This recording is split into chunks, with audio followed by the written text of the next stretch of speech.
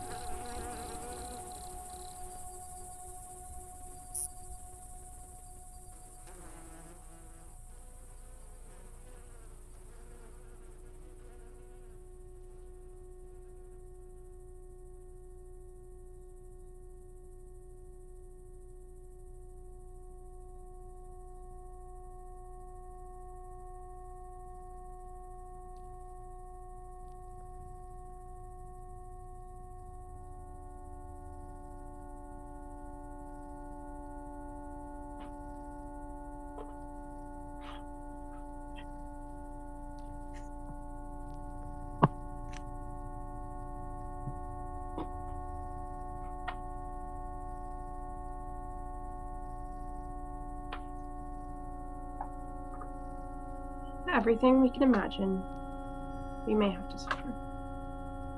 We will endure. I wanted them dead too, to tell you the truth. I had no real love for that man either, as my father or as my king. He was a tyrant, but Mother is worse. Was worse. She knew better. Instead of finding a way to keep me safe to get you back, she fell for that puffed up peacock. Maybe the men don't have the choice because of the curse, but I always thought, if it were me, I wouldn't have done that.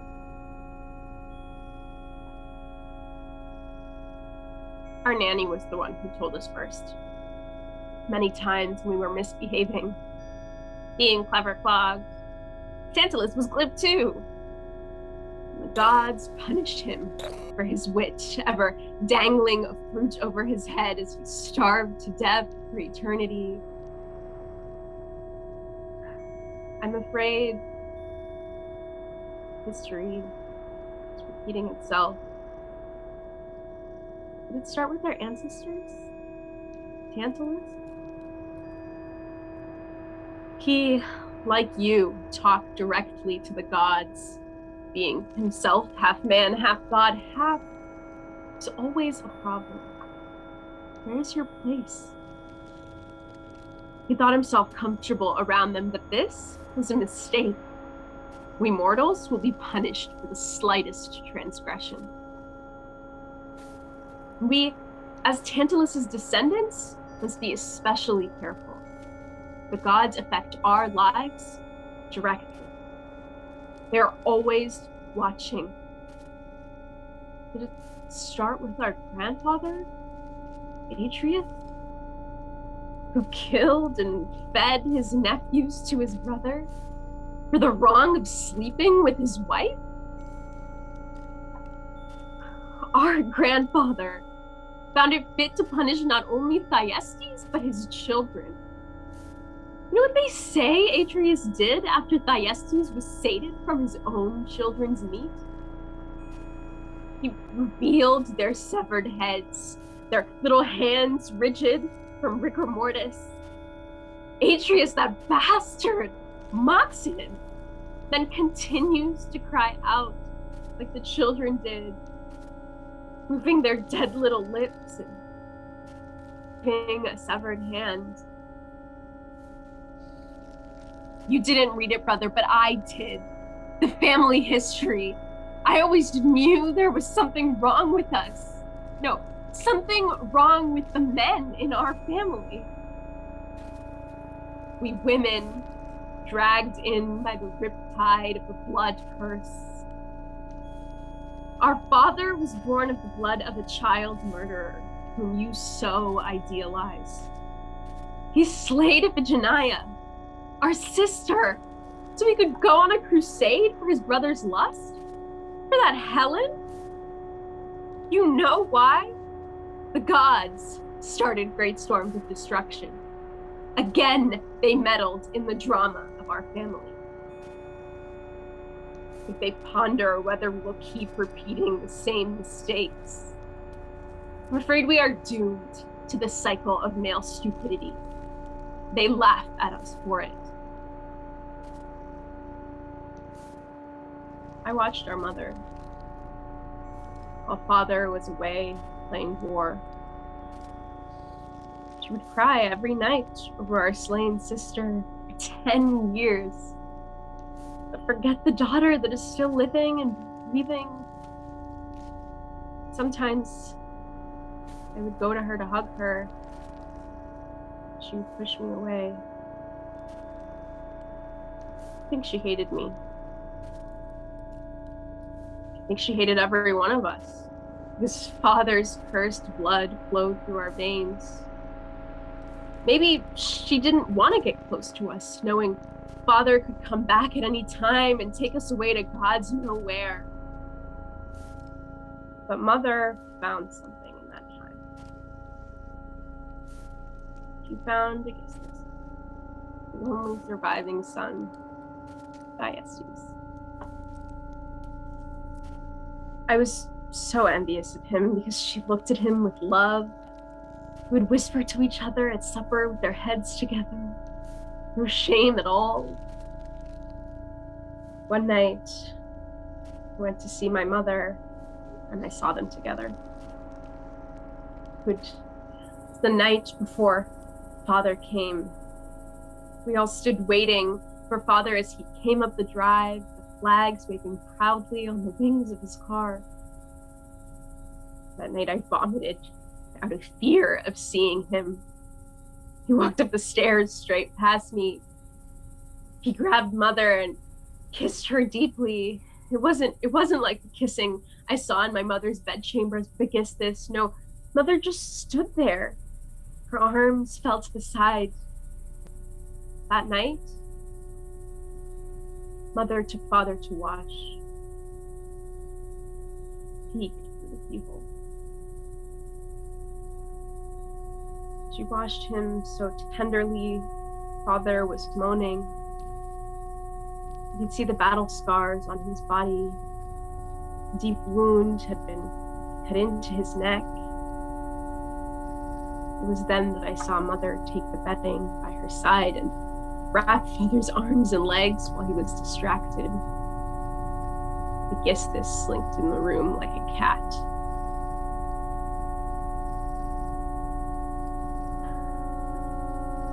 I could see ever so slightly the glint of something metallic and very sharp in his hand. A knife, I think, maybe a pair of scissors. Whatever it was. The bath sloshed over the sides so much the soapy water ran underneath the door, wetting my knees.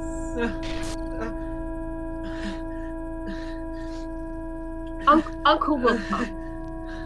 He will save us.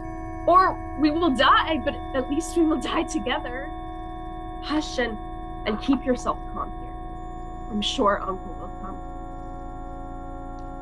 Sister, I know what happened. Don't tell me. I can't hear it again. No, brother, you don't know. You know what Apollo wants you to know. You feel what Apollo wants you to feel. I'm sick of treating you like a child. No one ever gave me the space to be a child. Father twitched when it was over. The water that had overflowed was then red with his blood.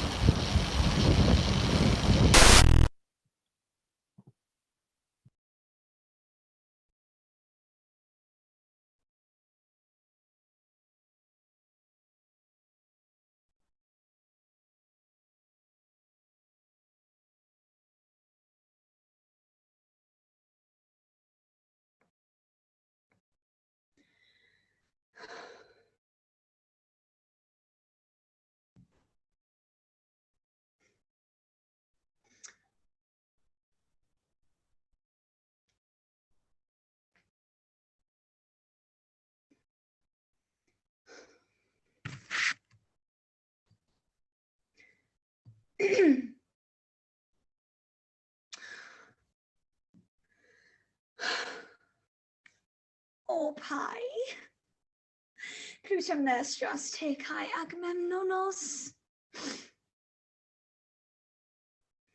Parthene, Macron Demercos Electra Chronu.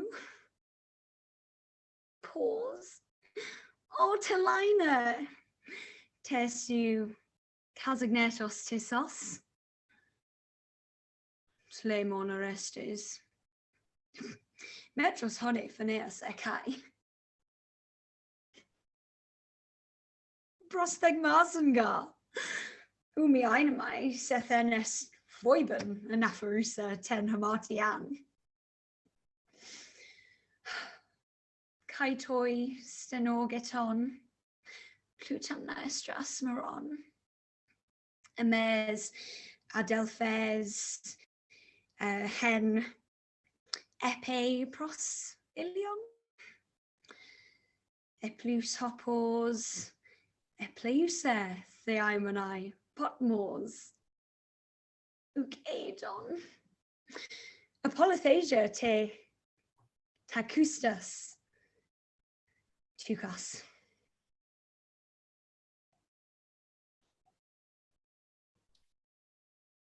Helene, tisoi legoim an hage parusoros. Egomen opnos paredros atleo necros gar kutos unega smikras pnoes.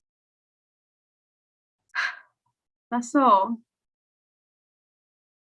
ta tutu duk onai disdo kaka. Today,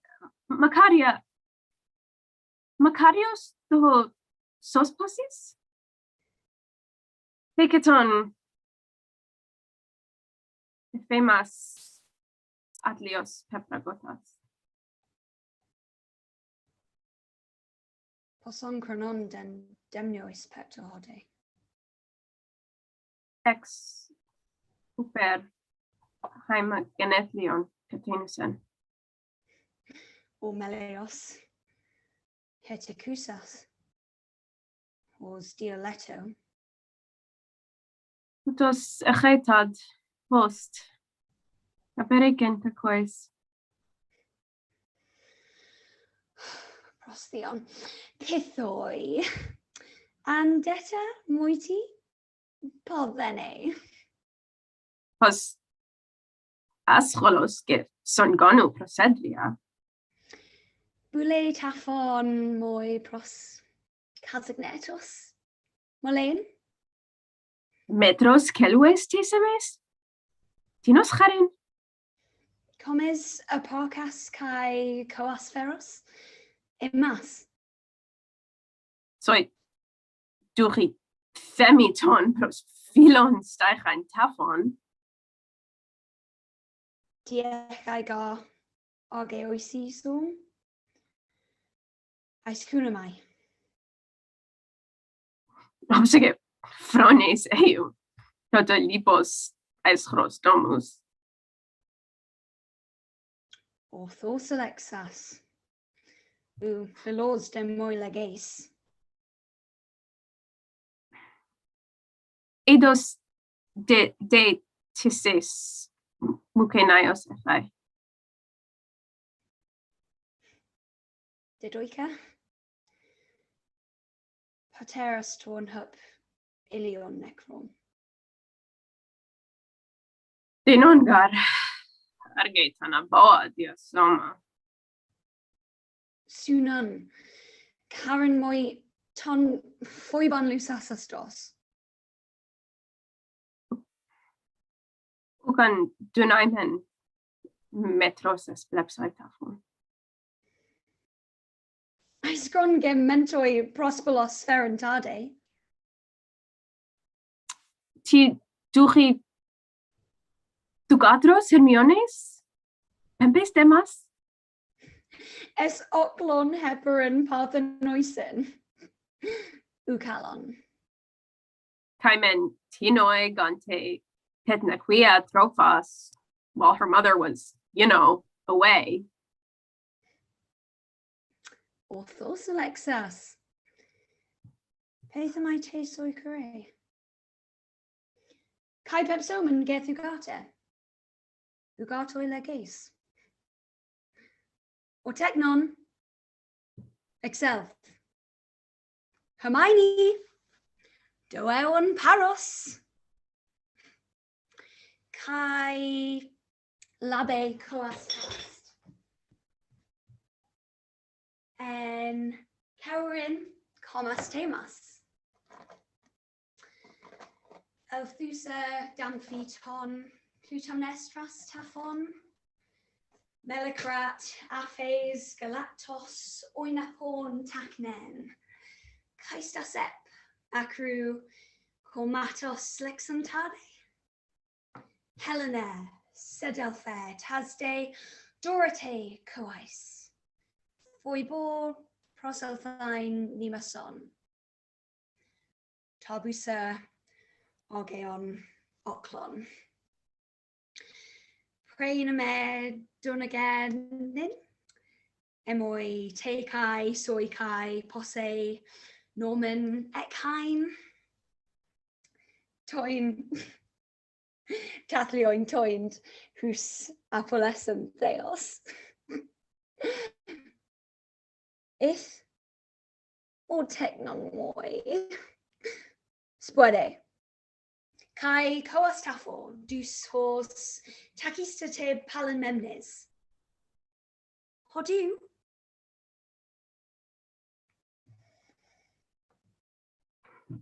Did you see how she only trimmed off her split ends, desperate to preserve her beauty? She's the same old Helen, that's for sure.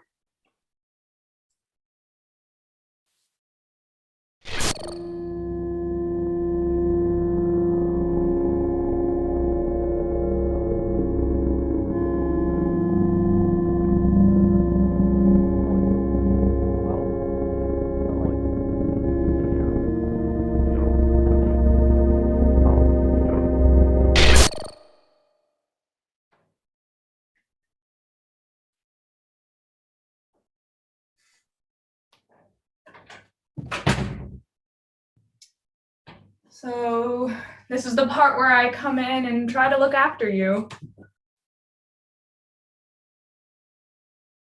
Oh, So what do I need to know? nothing, brother. Brother? Comrade? Friend? What was it Owen said to Sassoon? I held you as Keats and Christ and Elijah and my colonel and my father confessor and Amenophis IV in profile. I mean, what's that mathematically? Don't bother with it. I have to bother with it. I'm looking for a noble death. I don't want to hear about that. That's out of my reach. You're skipping steps. I can't stay here. I can't flee. Menelaus won't stick his neck out. That's it, basically. If you can't fix it, you've got to stand it. Exactly. I'm well enough to die nobly, at least. By stand it, I mean bear it. I mean with me. You're forgetting the personal. I'm supposed... Not forgetting. Abandoning. You're abandoning the personal. I'm here to look after you. That wouldn't... I don't want to talk on any level except the personal. Me and you making, if not decisions, at least actions. The action of being together on purpose. Well, it's naive to think we could stay at actions. In a few minutes, I'll be... What, a metaphor again? And you won't even get to say anything. We'll have all these implications. What else is there to implicate? I don't care what I say about the state of things. Use your head. Stop pretending you're using yours. What are you proving by going along with it? Implicating everyone. As if this is everyone's business. Wouldn't you rather people recoil from you thematically? Ideologically? Who is recoiling? Start from the beginning. What are the circumstances? The assembly is voting on whether the brother and sister are going to be put to death. Pretty dire.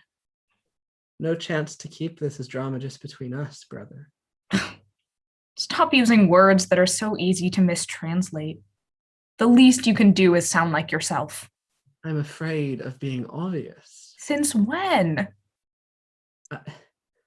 I just don't want people to look back at this and laugh. I don't want people to look back at this at all.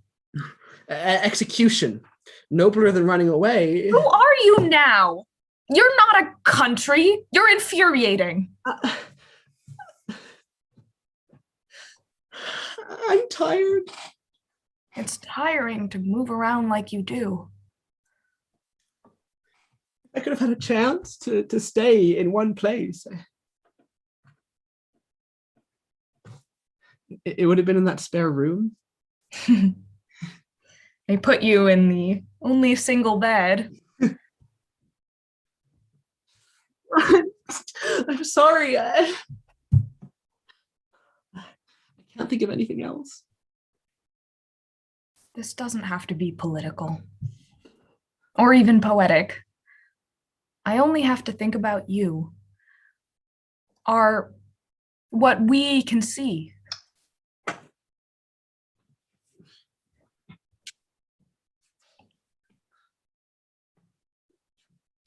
What if there's another option? Not running away or staying still. What do you know that I don't? What if the mob can be convinced? That's happened before. I'll go, I'd still be a person. Don't be ridiculous. You're not Patroclus. When the beloved is under siege. You know I hate it when you do this, making me the bad guy. You expect me to do nothing. I thought you wanted to do nothing. A minute ago, you wanted to do nothing. No, I just don't want it to be our job to do everything, to say everything. Well, they call it the burden of representation. This is our one chance, and it's humiliating, I know! Fine, you go then, not me. You have the gods on your side. It's not the first time you've made a speech.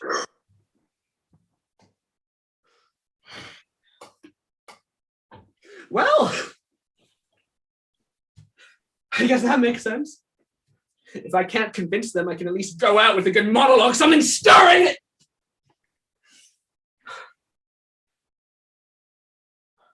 You could still convince them. You could just be a person talking to other people. Yes, for everyone to hear and analogize and euphemize, that's dignity. Telling the truth is dignified. That's enough. Dignified, but it can't do things, it can't fix things, they still kill me. I can do things. I can come with you. What, and leave the personal for the political? If you won't stay in within reach, then at least let me go with you. No. A minute ago you said the truth was enough. Now I'm taking you along too. I can't hang all my life on a little bit. It wouldn't be fair. Yes, you can. You can hang on me for long enough at least. You'll live. But you said... You'll live. Forget what I said. Put your light on.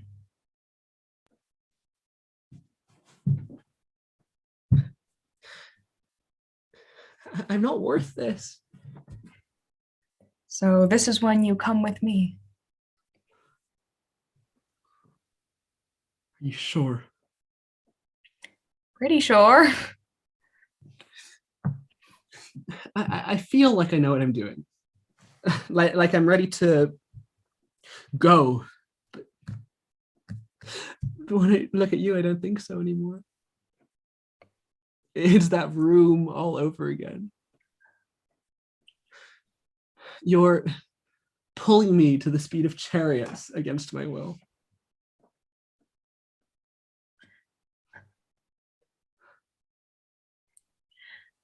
It's all right. Put your light on.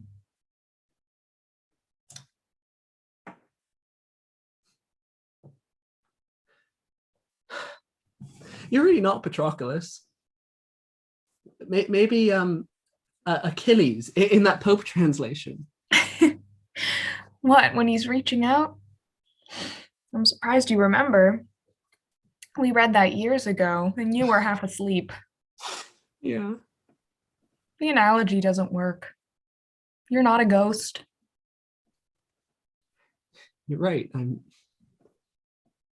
heavy. No, you're not. You're just a person. You're heavy like a person.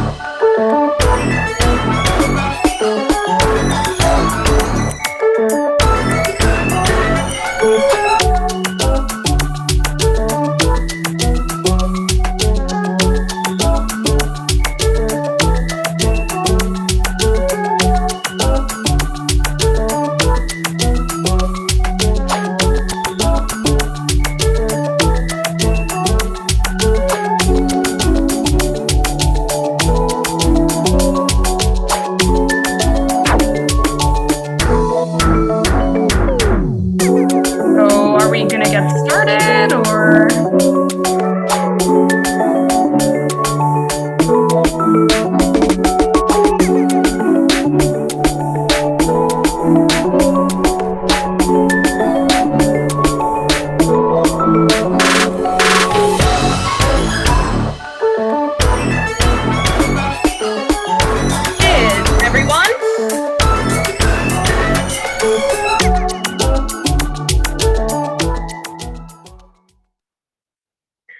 Good evening.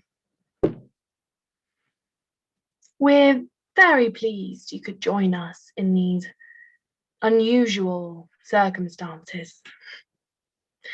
Now that you are up to date with the events that have led up to this evening, it appears the time is upon us to make a decision concerning the punishment of Electra and Orestes. You may be wondering who I am and why I'm so damn good looking. I'm the son of Leto, Phoebus, but you can call me Apollo. At this point in a tragedy, the characters would usually have it out in a debate or a gone, but that felt a little hollow. Given the peculiar circumstances, we've updated the format. It's out with stagnation and in with newly commissioned translations. We're thinking innovation. I'm reaching for high art here.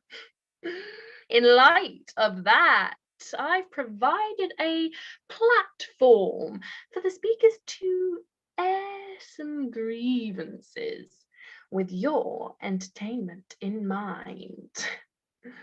This, folks, is a comedy roast, a charming, light-hearted way of getting to the bottom of,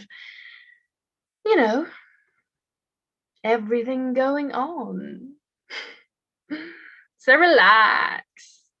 I'm your host for tonight, and I'll keep this show on track. Let's light the fire on this roast, my friends. I have places to be.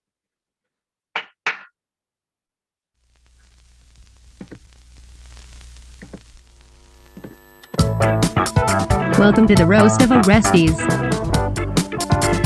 Tonight's show is brought to you by Apollo Vision.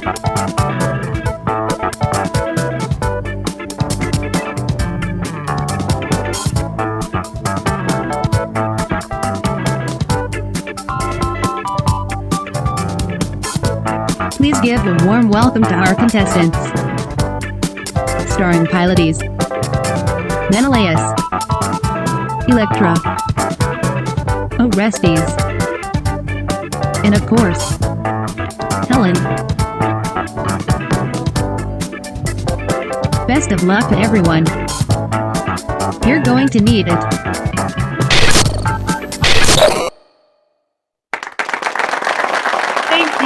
Thank you. It is an honor to be live at the Apollo tonight. I have always been a big fan of his work. Me and Orestes are what archaeologists and translators might call very dear companions or close, good friends, by which of course they mean literally canon boyfriends. And speaking of romance, how about Helen and Menelaus? Those two are so close. It only took Menelaus a few weeks to realize his wife had left the country. But hey, maybe it was a miscommunication. After all, Helen is so ditzy that when she left Menelaus for Paris, she thought she was going to France. But really, Menelaus, it is so great to meet you. I have to admit, when I heard there was a military general from Sparta on his way to save us, I was hoping for Gerard Butler in short shorts. I appreciate that movie came out a while back, so the joke is pretty tired. Speaking of tired, Menelaus, is your ass not asleep from how long you've been sitting on the fence? But hey, Hey, maybe he can tell us himself, because it looks like he's going to fight his own battle for once. Everyone give it up for our next guest, Menelaus!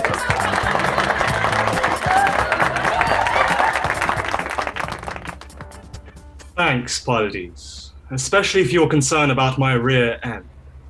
Now I wonder, is it a coincidence that your name sounds like Pylades?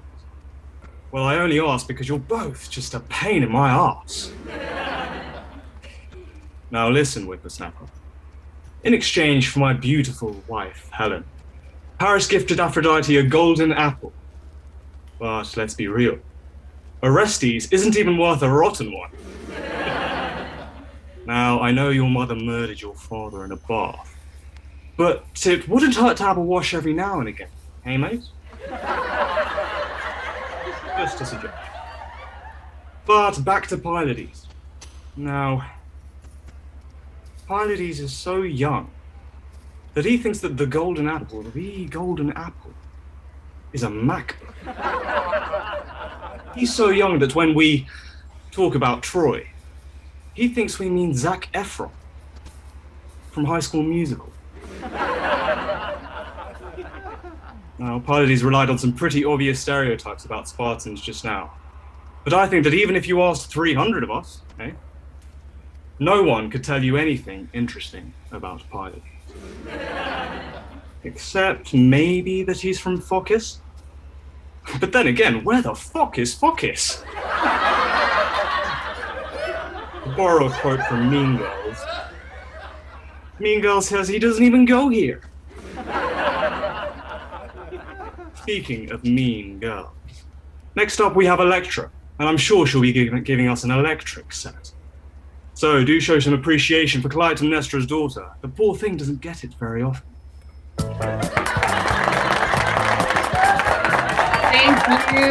Thank you. It is a privilege to finally be in a situation where everyone will shut up and listen to me for once. Full disclosure, I am disappointed that my aunt and uncle didn't put in more effort to help us.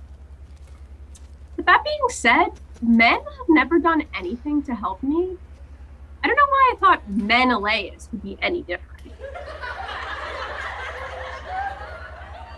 I have to say that as a feminist, I don't approve of everything that's being said here tonight. But as someone who has beef with Helen, I'm thrilled. Helen is so out of touch that when she heard we were having a roast, she offered to bring the gravy. I mean, I'm not planning on inviting Ellen over for dinner anytime soon. I just don't think she brings that much to the table. That being said, she does like to have a lot on her plate. Like multiple husbands, wigs, faces.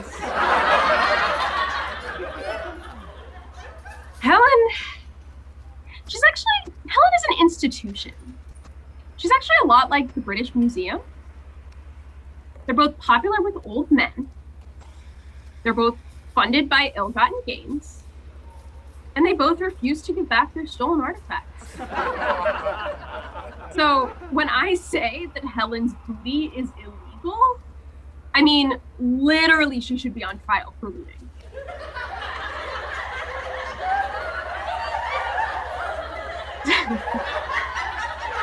Speaking of my brother, Orestes, what can I tell you? Yeah, I think that's enough from you. The man said Electra, not a lecture. Okay? My turn. Menelaus! You are pathetic. You chased your wife for a whole 10 years with all the dignity of a week-old skid mark gripping the toilet bowl.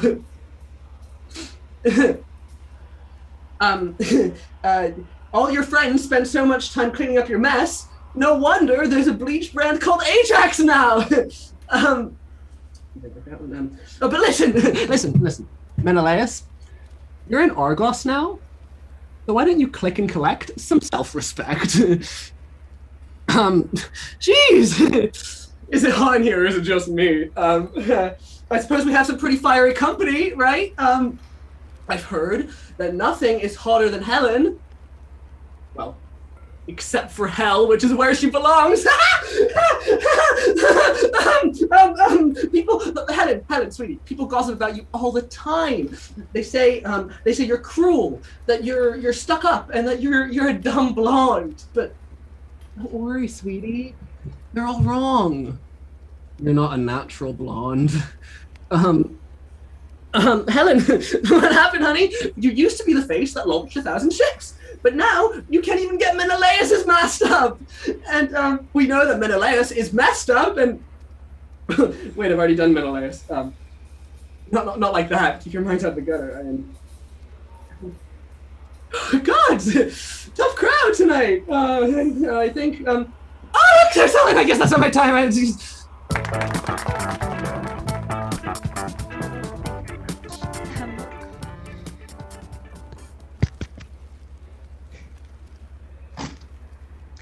Well, I must say you're all practically contributing to global warming. I'm being roasted so hard. Bravo, nephew. You're really putting the T's into Orestes with that tantalizing material. Did I say tantalizing? I must have your grandfather Tantalus on my mind. You see, he was famously cursed by the gods to be surrounded by food and drink, but unable to reach it. Which sounds strikingly like Electra trying to find a boyfriend. Electra. Now, Electra was actually really prepared for the pandemic. She's been social distancing her entire life. I jest. I'm a firm believer in not pitting successful women against each other. But in this case, calling Electra successful might be a bit of a stretch. And Pylades. This guy lives for the drama so much that he is literally willing to die for it. Get a hobby. Hey, what's the difference between Pylades and a barnacle? The barnacle is less clingy.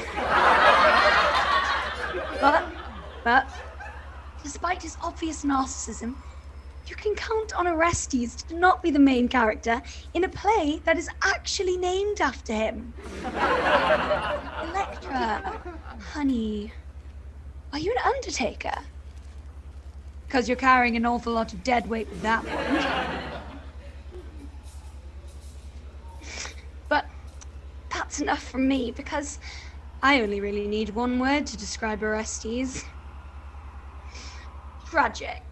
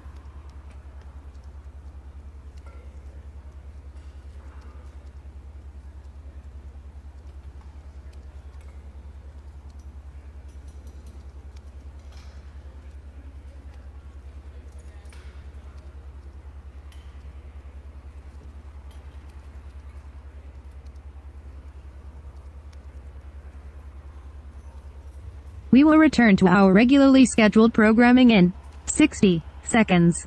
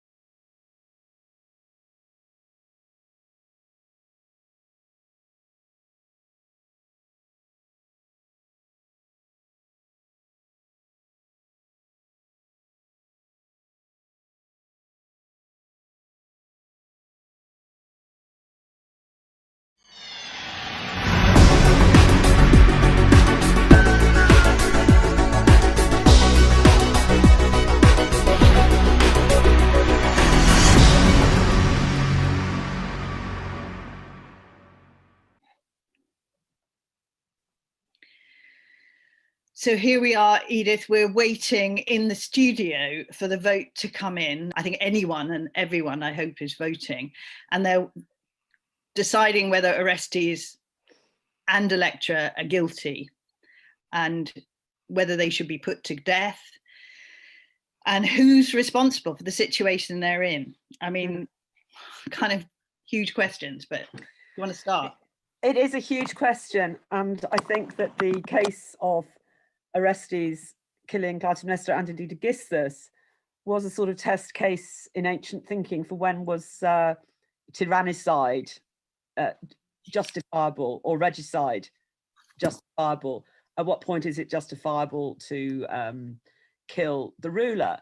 One of the stories lurking behind this play and actually constantly referenced, and I suspect implied by some of the acting postures, was that of the tyrannicides, Harmodius and Aristogeiton, who had were young men who were deeply attached to each other, who killed off, the tyrant, the Pisistratids, and they were heroes in Athens. And they in the wake of the democracy being ushered in a few years later, were given statues in the square and accorded honours very rarely given to mortals. So there clearly is in the Athenian imagination a place for honourable and heroic tyrannicides, all right? In the Oresteia, that is actually not what happens in the court at Athens. When we go to court, when Orestes goes on trial, it is not about whether he was trying to rid Argos of a tyranny. Not at all.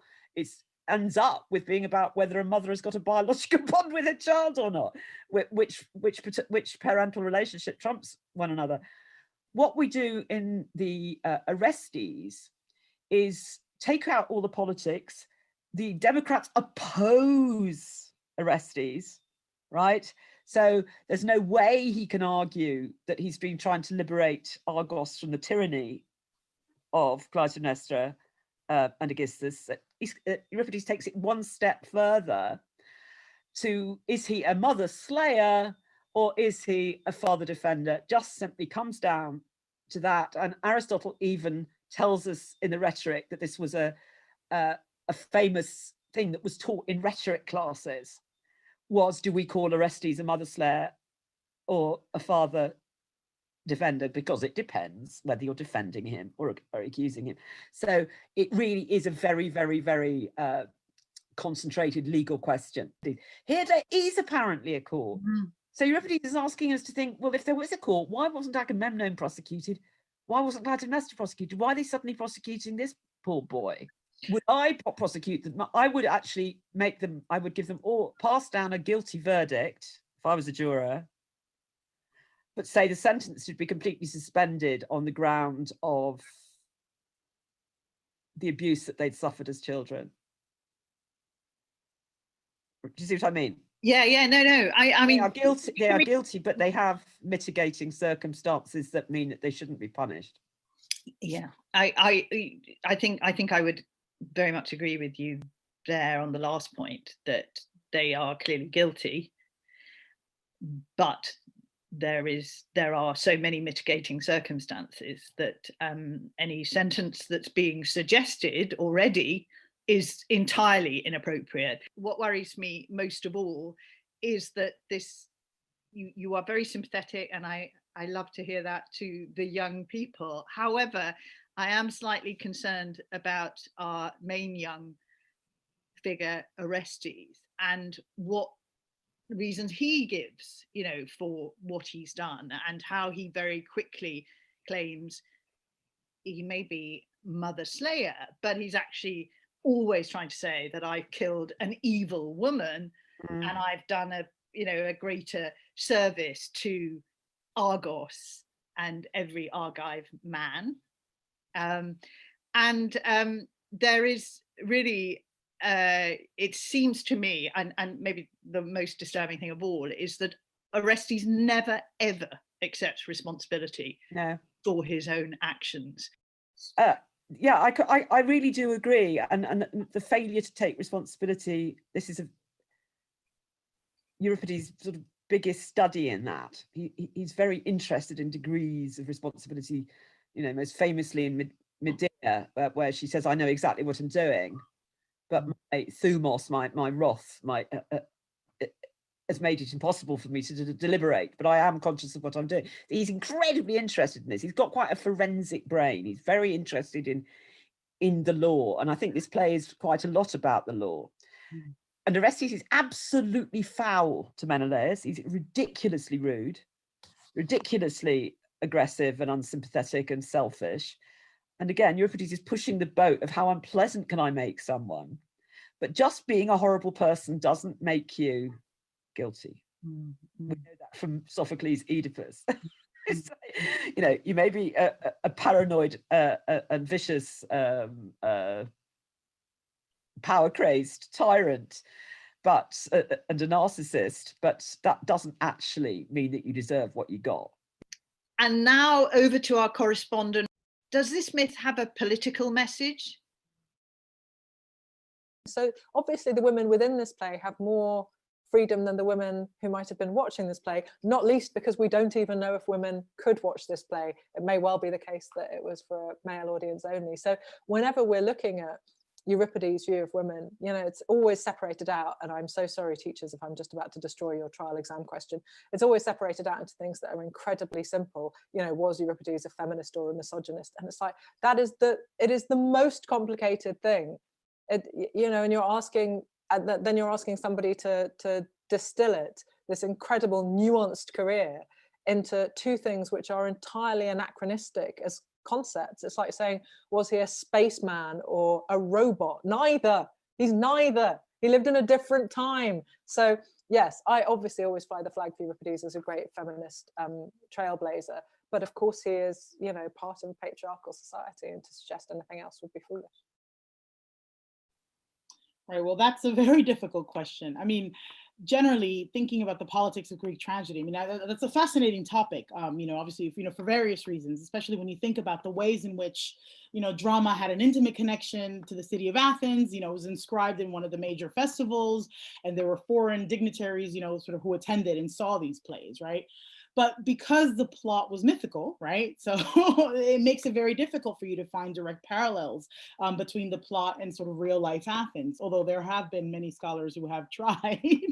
I mean, obviously it's a different situation in comedy where you have sort of, mentioned real life politicians, laws and institutions, right? But for tragedy, I mean, I think in a way, I mean, in my view, sort of trying to extract the political message is a very one-sided way of looking at what we have here. But when it comes to this particular play, right? So we're now, where are we? We are again, 408 BC, right? It's, I mean, we mentioned before in our conversation that in a way, it's almost it's the only version of the play in which you have the threat of the people, right? Or it's the only one that kind of emphasizes the potential of the people, to kill or to sort of impose some kind of punishment on this family, right? And Orestes, I think at earlier points in the play, I mean, he talks about how, the Argives are shunning him and all this, but right. So what are we, I guess arguably you could say, oh, is Euripides trying to make a comment about democracy? I mean, I think that's Okay, fine, you can speculate, but that's too simple, right? That's only one of the vectors, you know, along which he's sort of operating. I mean, I think, you know, I think we in the modern world, there's something else to be said about the ways in which maybe us moderns want to reduce classical material to sort of like some kind of kernel of truth, or I mean, there may be something to that, that again flattens, you know, sort of the all the ambiguities and all the challenges of studying and thinking about the ancient world. So we need to just continue. I think it's important to keep thinking about Greek tragedy along those terms, and about sort of a body of myths and a body of material that is always sort of ever changing and ever, and you know, which has multiple meanings and multiple depths to them. Could this have been avoided, do you think?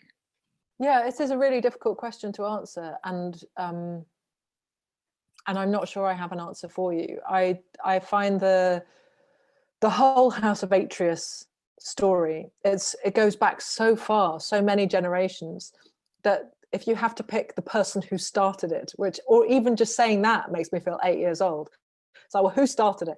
And you can't always come up with that answer, not least because in this instance, they're long dead, you know, and then it's been an intergenerational vexation at every stage. So every generation recreates this trauma because the trauma of the previous generation is unresolved. So, you know, we're told, and we've no reason to doubt it, I don't think, by Orestes, that he kills his mother at Apollo's behest, that it's Apollo who says to him, well, you've got to do this. And of course there are other options, and it's easy to forget. We kind of get caught up in this sort of almost teenage maelstrom of emotion that both Electra and Orestes, and actually Pylades, you know, they have this kind of desperate, well, we had to kill her because she killed Agamemnon, so we had to do this, so we had to do that. And you kind of forget, you know, it's a huge moment in the way that the world develops in this story, that we go from retributive justice to societal justice, you know, and that's the difference between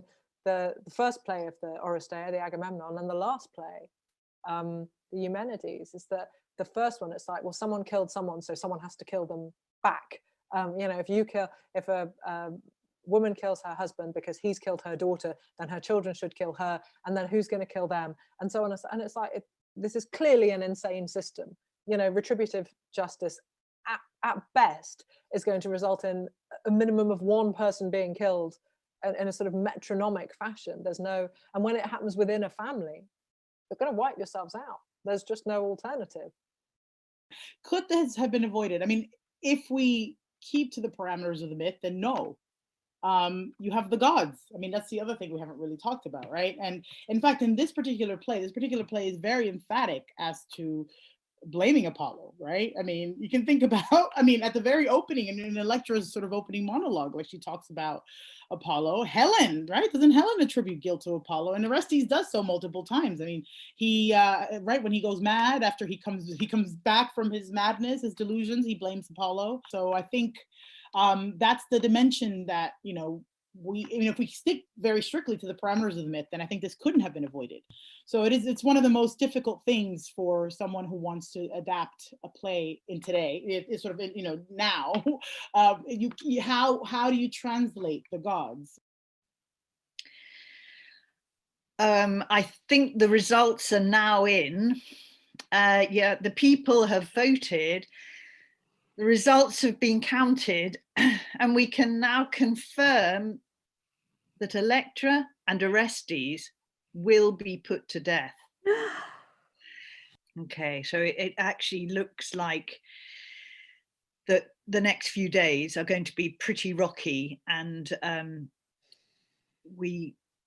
nothing is at all clear at the moment. So I think we need to keep watching and keep as calm as we can. We've got some more breaking news coming in. We're just getting this now. Our reporters on the ground say that a group of agitators led by Electra have gathered in front of the palace, and that Orestes and Pylades have broken in. They're apparently holding Helen and Hermione hostage as well. Oh no, this is terrible news. I really, they have such a good case if they would just hand themselves into the authorities. They have such a good case with Pylades. If they do touch anybody else or hurt anybody else, then they are really jeopardizing their own future and that of the city.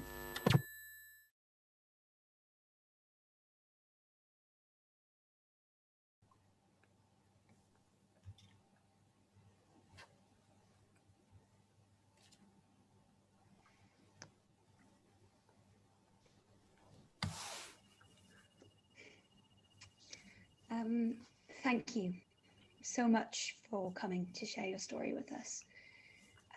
You can take your time and just start whenever you're ready. With my slippers, I escaped from death, from defeat, hurried out of that room, away, away. Where to? I see it clearly. This vision of another life, so dear to home and heart. But where to? I am searching for my landing place, the sky, the sea, the in-between. I, my own saviour, shall soar and fly and sigh and save my soul away from others. Listen. You can tell us whatever you need to, and we will listen.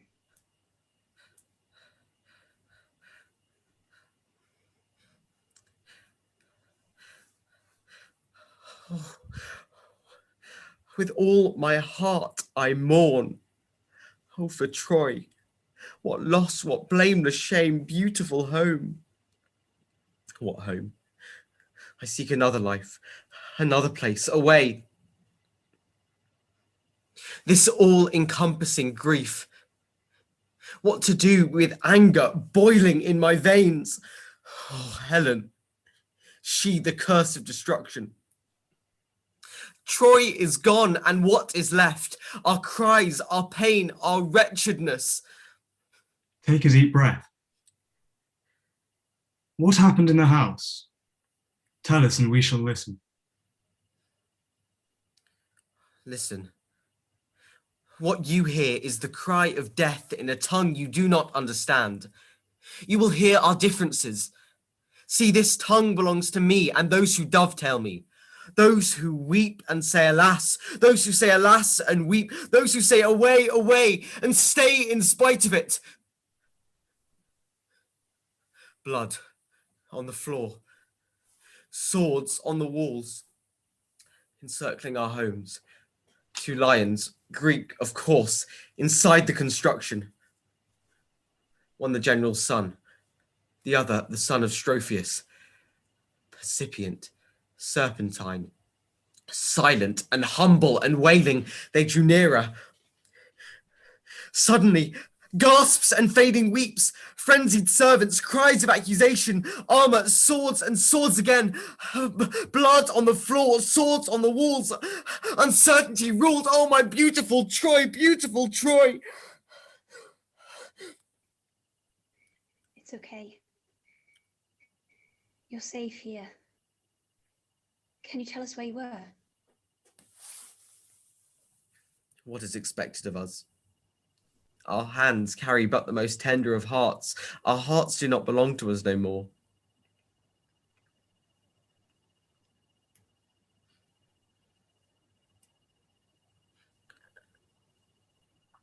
Fanning Helen's curls and cheeks, while she sews crimson cloth for Clytemnestra. That is what I did, and did alone. Until Orestes comes and says to her, "Daughter of Zeus, leave your chair, come and listen to what I have to say." He takes her by the hand and leaves with her. She leaves with him unaware. But then the serpent leaps on to the servants and hisses, "You Trojans, away with you!" What did it mean, I wonder? His words were that of a lost reptile. He shoves us into different corners, one here, one there. He thinks us helpless and weak, but we spy through the gaps in the doors and frames. Is that where we belong? The lacuna of empty places. We spy and we listen.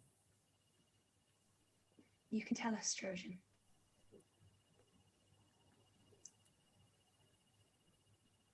The things I saw and will never unsee.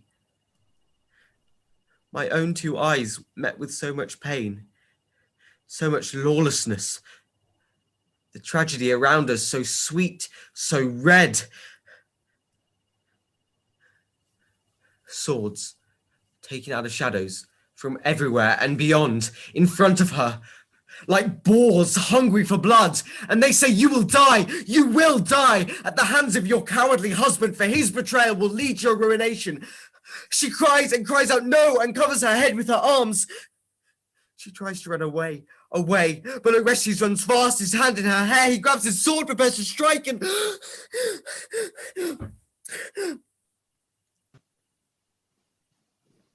Heaven is not above, it lies beneath, and patience is its keeper's key. Where else but away? Away from here, away from everywhere. Leave behind our names, our everything.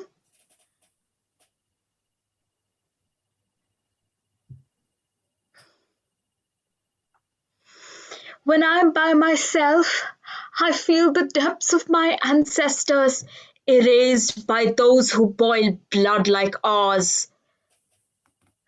But what of the guards? Where were the guards? And where were you? we make our way out of those different corners by cracking open windows and doors. Where else should we be? Alone? Alone is what is always expected of us.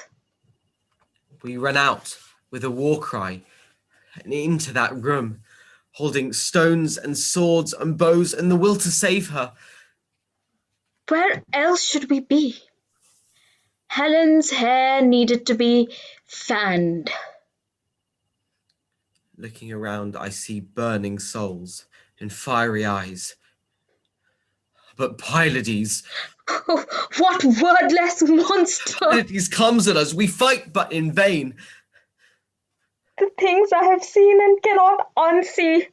Some dead, some gone, some left in despair. How can I let anyone know the pain I felt, the fear I saw? Then Hermione enters the palace.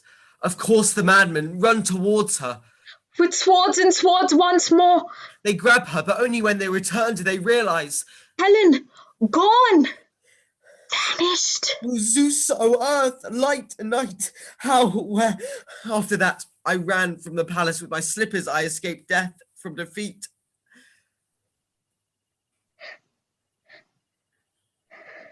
The things I have seen and cannot unsee. Captives, prisoners, slaves, away, away, always in motion.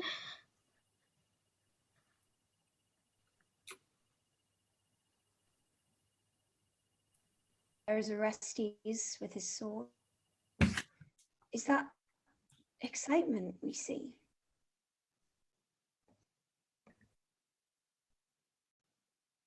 I wonder if he speaks my tongue. What tongue? They speak to opine.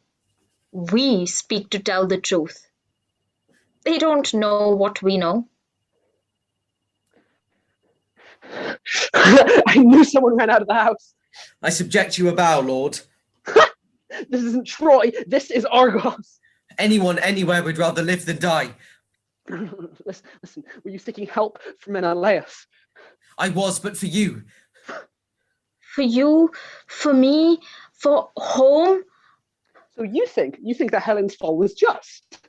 I would be arguing with a fool if it wasn't. Liar! Why would I? She has ruined other places. Is Greece the paradigm?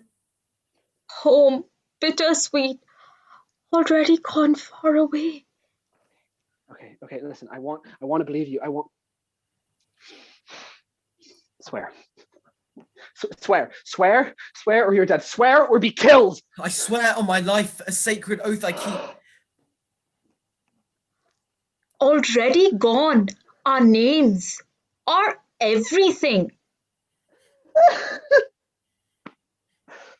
Oh. is every Trojan as terrified of dying, of turning into stone, like those who see a Gorgon? Have you seen a Gorgon? My throat caressing your blade, just like death, so tender with my mind. I dread this delicacy. Isn't your life a kind of virtue that goes beyond fragility? Death could save you from your misery.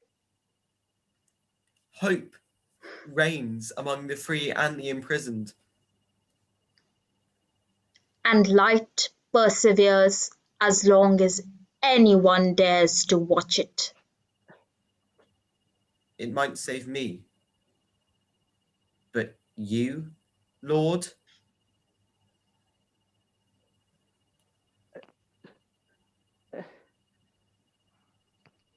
Go inside.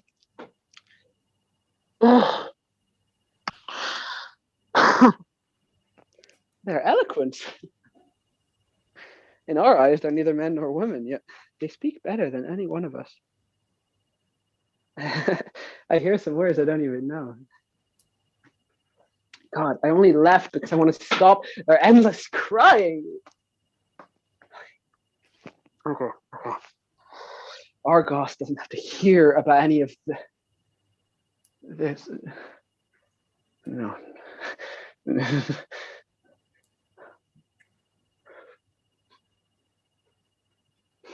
I'm not afraid to fight Menelaus. Bring him on. Let him come. Let him come and seek vengeance for Helen's death. Let him come and see with his own eyes the corpses of his wife and daughter.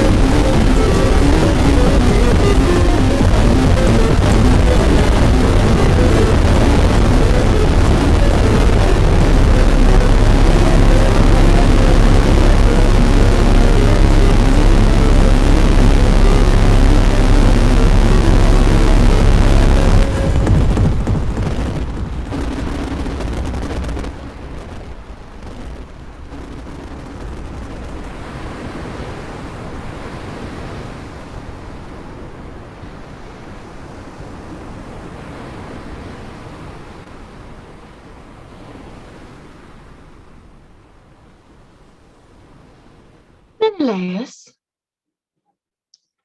please watch your tone.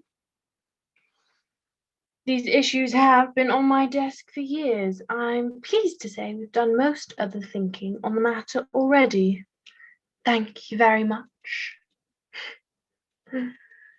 I'm Phoebos.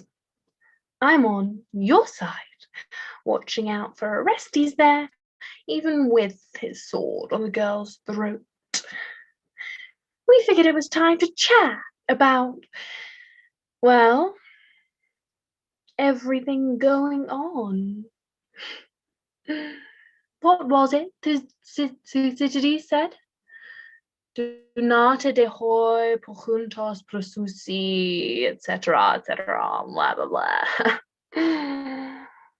Our institution is, as you know, deeply committed to gender equality. In this case, Helen's life. Your actions were rather hypocritical, if you ask me. She's here now, at any rate. Safe and sound. God's orders. All thank you notes are to be sent to the secretary. As for you, Orestes, let's do a thought experiment. Pick another bride, any bride, just not the Callistoema, as it were. Do you see what we did there? Us gods. We always have your best interest at heart, doling out justice. Thanatos, Vubrisma, God's orders. Our institution, as you well know, is deeply, well, everything going on. Go beyond this land to a place we'll generously name after you. Ooh, the Orestion. How's that sound? Your funding clock won't be extended, but a trial is scheduled as soon as possible. A year from now. It's important not to act too fast. Any bride, if you ask me. We've formed a committee of Eumenides, committed to your case that's short. Funding clock. How's that sound? Sure to win. From a certain point onward, there is no longer any turning back. That is the point that must be reached for justice, for Thanatos. I mean death, for justice, for. Do you see what we did? Ha! Ha! Well, everything. We share your concerns, I assure you, in these unprecedented times. We always have your best interest at heart. Allow us gods to sweeten the deal. Marry Hermione. She was supposed to marry someone else, but we simply couldn't afford it. The department at Olympus is running quite the deficit, you see. The money has been on my funding clock. I mean the sword on my girls. Just one piece of advice. Worship the meme. As for Pylades, your dear pal, something of a boitos eudaimon awaits him. He gets to marry your sister, as has been promised, is promised forever. What was it Euripides said? Thank you very much. As we navigate the new normal, Menelaus, leave Argos to Orestes. In exchange, you take Sparta as consolation prize for your wife's, well, Ponnoir. Oh, thank you notes are to be sent to, well, we figured it was clock. I mean, it's My role to sort everything out with the whole mother-killing business. I suppose that was my fault.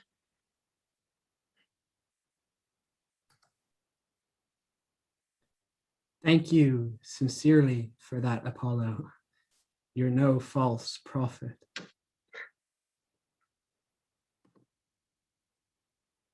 Here I was thinking I'd been cheated, but everything's coming together after all. Obedience is good. Look, Hermione is free to go. Then she'll become my wife. This is all thanks to Helen, Zeus's child. And I hope these words find her well in more heavenly pastures. Orestes, take my daughter in marriage as Apollo commands. Behind every great man is, you know the saying. And I hope it's true. Places, places, fall in line. Everyone plays a special role in life. I don't make the rules. Yes. Obedience is good. Yes. You have your circumstances and I have mine, Menelaus. I, for one, embrace Apollo's oracles. Each will go their own way.